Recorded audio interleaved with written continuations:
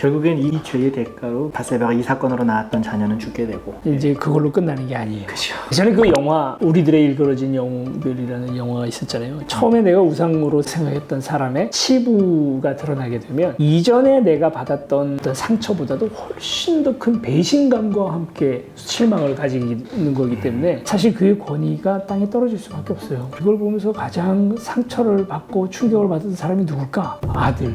그렇죠. 아들들이죠. 그 암논이라는 아들이 있었는데 이 아들이 성적인 방종을 저지릅니다. 제가 아는 교수님 중에 자기가 썼던 책 중에 책 제목 하나가 뭐냐면 부모에게 복수하는 자녀. 그 부모가 나한테 했던 여러 가지 무관심 또는 상처 이런 것들을 커서 무의식 중에 복수를 한다는 거죠. 가장 대표적인 사람이 에서잖아요. 부모가 자기를 축복하지 않고 야곱을 축복했다라는 그 이유 때문에 부모의 마음을 일부러 괴롭게 하기 위해서 이방 여자랑 사귀었다는 거죠. 그래서 이제 암놈이 그렇게 또 여동생을 그렇게 했을 때 압살롬이 암놈을 죽이잖아요. 죽인 압살롬도 부모에 대한 복수고요. 그쵸. 암논도 부모에 대한 복수. 복수였죠. 근데 문제는 이제 그 다음에 자기 딸도 그렇게 수치를 당하고 그리고 자기 첫째 아들이 죽고 그리고 이제 죽인 그 압살롬을 다윗이 어떻게 하질 못해요. 얘에 대한 뭐 처우를 내리질 못하고 있어요. 내 주제에. 근데 사실은 압살롬이 받고 싶은 건 뭐냐면 혼나고 싶은 거거든요. 심리학에서 우리가 밝혀낸 것 중에 되게 중요한 것이 자녀는 부모에게 칭찬받고 싶은 마음이 80%고요. 20% 정도의 혼이 나고 싶어 한답니다. 그걸 다 관심이라고 느끼고 그렇게 됐을 때 자녀가 건강하다는 거예요. 그리고 실제로 제가 아는 아주 꼬마 아이가 하나 있었는데 이 아이는 부모에게 혼나기 위해서 열심히 집에 담벼락에다 오줌을 쌌어요.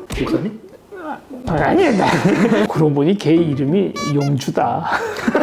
이게 사람 마음이에요. 압살롬도 무의식적으로 이렇게 해서 다윗의 마음을 힘들게 하고 싶은 거예요. 그래서 혼이 나면 펑펑 울면서 아버지도 나 밧세바랑 내가 얼마나 실망했는지 알아요.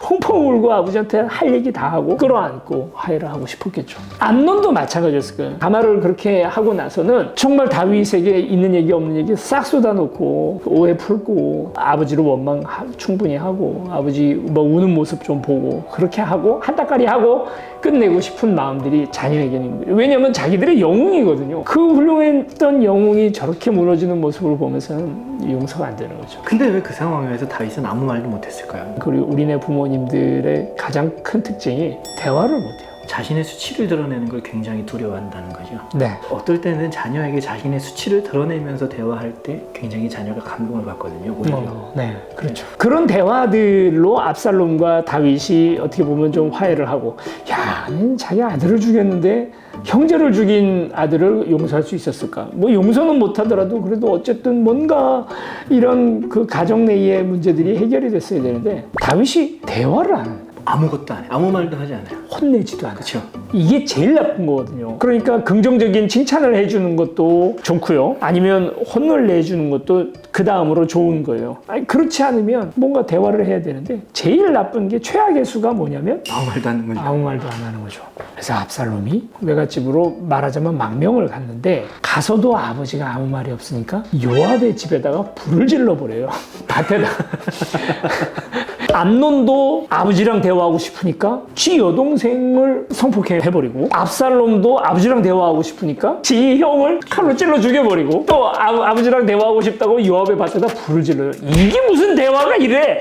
이런 콩가루 집안이 어디 있어요? 그렇게 하니까 요압을 불러다가 이제 얘기를 하는 거죠. 그 요압이 가서 야, 너 왜 이 미친 짓을 왜 했냐? 아버지랑 나랑 이 연결 좀 시켜달라고. 그래서 이제 요압이 칙칙하면서도 가서 이제 압살롬을 추천을 해주는 겁니다. 아, 왕이시여, 그래, 저 압살롬 저렇게 내버려두면 되겠습니까? 자기 이제 사촌 형제지간이잖아요. 쟤 좀 어떻게 좀 해봅시다. 불러라. 이제 여기서 뭔가 감동적인 매저지가 될 줄 알고 압살롬도 눈물이 그렁그렁해서 왔을 거예요. 아버지 사실은요, 제가 잘못했어요. 이 얘기를 하려고 딱 왔는데 다윗이 어떻게 하냐면 이리 와라. 딱 한 번 안고. 그쵸. 다시 내보내고 얼굴도 안 보여. 역시 아무 말도 안 해요. 이게 이제 나중에 압살롬을 죽이는 이유가 돼요. 대화가 필요해. 뭔가 서로의 감정이 교감하는 그런 포옹은 아니었을 것이다라는 생각이 들어요. 이게 그런 교감이라도 조금 있는 그런 행동이었다면 이 이후의 사건이 그렇게 벌어지진 않았을 거거든요. 압살롬이 그 길로 나와서 헤브론으로 가버립니다. 그쵸. 그리고 헤브론에 있었던 기득권 세력을 불러 모아서 내가 왕이 되면 너희들 다시 복권시켜줄 거야. 다시 개국공신에 처우를 해줄 거야.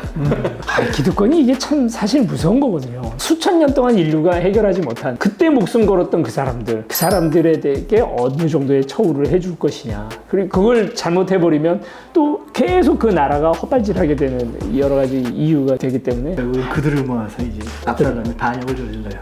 재판을 계속 해줍니다. 원래 왕이 해야 되는 것 중에 그렇죠. 중요한 게 사법권이거든요. 재판이죠. 그걸 압살롬이 하는 모습을 보면서 저기가 왕감이다라고 하는 어떤 확실한. 그러니까 이제 말하자면 압살롬은 그 이전에는 정치적인 목적 같은 게 없었는데 그때부터는 아주 정치적인 행동들을 하기 시작해요. 그렇죠.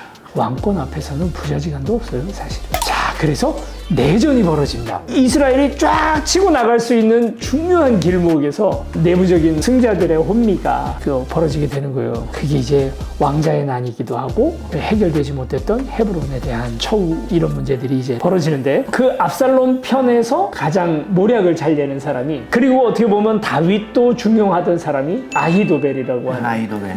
전략가가 정말 아버지와 자녀의 관계를 완전히 그냥 도저히 이제는 회복 불가능한 상태로 만들어버리죠. 다윗의 후궁들이 있었는데 그렇죠. 다윗의 아내들 백주대낮에 모든 사람들이 다 보는 앞에서 네. 그 천막을 쳐놓고 거기에서 그 여인들을 험하게 하죠. 그렇게 하는 데는 여러 가지 정치적 노림수들이 있습니다. 그렇죠. 이런 전쟁이 벌어졌을 때 굉장히 중요한 게 뭐냐면 12지파들은 다 딴 집안이거든요, 사실은. 어느 쪽이 이길까? 어느 쪽에다 붙어야 될까를 이렇게 관망을 할 때 압살롬 편에 붙는 사람이 누가 있겠어요. 정치적 기반도 약하고 그러다 보니까 지금은 좀 유리해도 그래도 지켜봐야 되겠다고 생각할 때 다윗과 압살롬이 다시는 건널 수 없는 강을 건넜다라고 하는 확실한 모습을 보여줘야 돼요. 만약에 압살롬 편에 딱 붙어버렸는데 다윗과 압살롬이 화해라도 해버리면 다윗 편에 붙었던 지파들은 괜찮아요. 압살롬은 건너왔는데 걔네는 못 건너온 못 거지. 건너와요. 그렇죠. 그건 진짜 난리 나는 거예요. 압살롬은 그렇게 화해하고 나서는 다시 왕권을 찾긴 또 어렵잖아요. 그러니까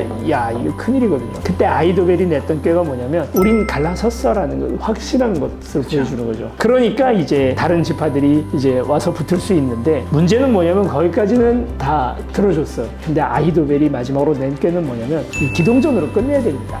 빨리 끝내지 못하고 다윗이 돌아가서 자기 기반을 다시 모아가지고 오는 날이면 우리 끝장입니다 라는 얘기를 하는 거죠. 근데 압살롬이 여기에서 후세가 하는 이야기를 듣습니다.